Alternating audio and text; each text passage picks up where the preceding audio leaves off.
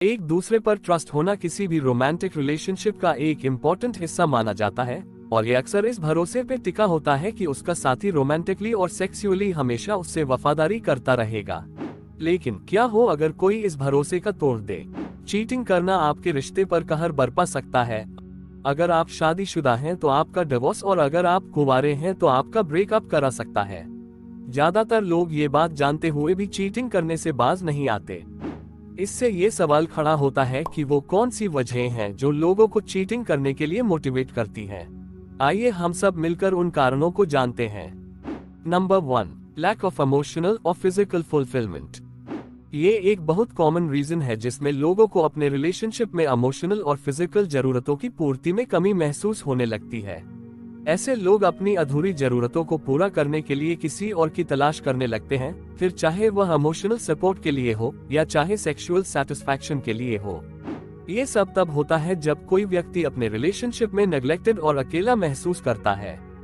इस तरह की प्रॉब्लम का सलूशन ये है कि आप अपने साथी के साथ क्वालिटी टाइम बिताएं, खुलकर बातचीत करें और अपनी फीलिंग्स को शेयर करें। इसके अलावा अपने साथी के साथ उनकी शारीरिक जरूरतों और इच्छाओं के बारे में चर्चा करें और अपने रिश्ते में फिजिकल इंटीमेसी को बढ़ाने के नए तरीके खोजने के लिए मिलकर काम करें। Number 2, boredom.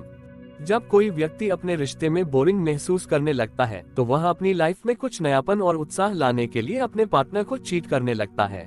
किसी नए व्यक्ति के साथ रहना और सीक्रेट अफेयर चलाना उसे रोमांचक लगने लगता है। इससे बचने के लिए आप अपने पार्टनर के साथ मिलकर नई नई एक्टिविटीज में हिस्सा लें जो आपके रिश्ते में नयापन और उत्साह भर सके। इन नई एक्टिविटीज में किसी नई हॉबी को अपनाना, किसी नई जगह पे ट्रैवल करना या साथ में मिलकर कोई एडवेंचरस काम करना शामिल हो सकता है। साथ में मिलकर इस तरह की मेमोरीज बनाने से आपके मुरझाए रिश्ते में फिर से जान आ सकती है। Number 3, lack of commitment. कुछ लोगों में अपने रिश्ते के प्रति कमिटमेंट की एक मजबूत भावना नहीं होती। इन कारणों की वजह से वे कॉन्सिक्वेंसेस की परवाह न करते हुए अपने पार्टनर को चीट करने से नहीं हिचकिचाते।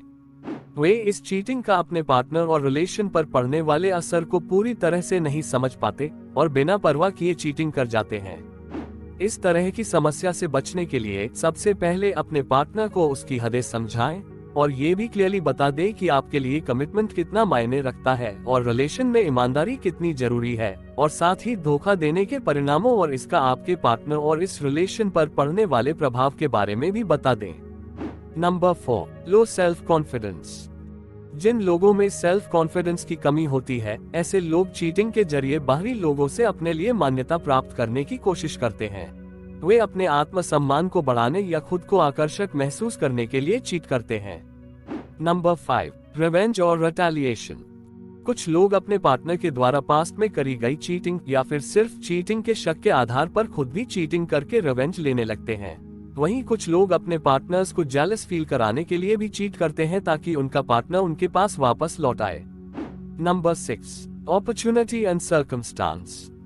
कुछ लोग तो बस चीट करने के मौकों और बहानों की तलाश में रहते हैं और जैसे ही उन्हें मौका मिलता है वे चीट करने से जरा भी नहीं हिचकिचाते। उदाहरण के लिए, अगर किसी वजह से उनका पार्टनर लंबे समय तक उनसे दूर रह रहा हो या जब वो किसी शराब या नशीली दवाओं के प्रभाव में हो, तो ऐसे हालात में वे चीट करने की अधिक संभावना रखते हैं। चाहे कारण इनमें से कोई भी हो, हमेशा याद रखें कि चीट करने का कोई भी बहाना या रीजन सही नहीं ठहराया जा सकता। अपने पार्टनर को चीट करना उसके भरोसे का कत्ल करने के समान है और इसके कभी कभी गंभीर परिणाम भी हो सकते हैं।